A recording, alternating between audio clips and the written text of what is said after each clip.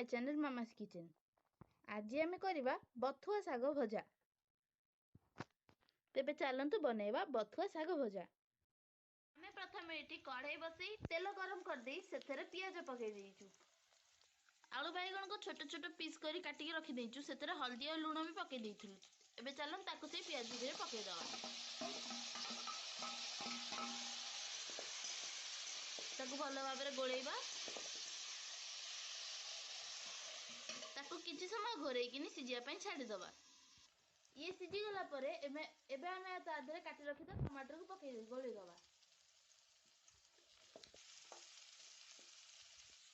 एठी आमे बथुआ साग को बाछिकिनी ताकु भलो भाबरे धोइकिनी छोट छोट करी काटी नेइचु।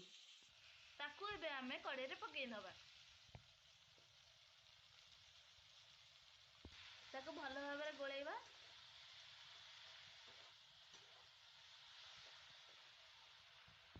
ताकु एमिति मझरे टिके गोळेइबा।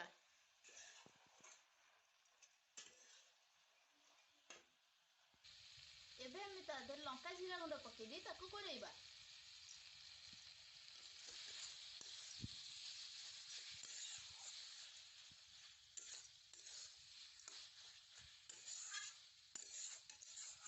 एबे हम बथुआ साग भजा प्रस्तुत। जदि हम वीडियोटी भल लगी थाए तेबे हम वीडियो को लाइक शेयर आउ हम चैनल को सब्सक्राइब निश्चय कर देबे। धन्यवाद।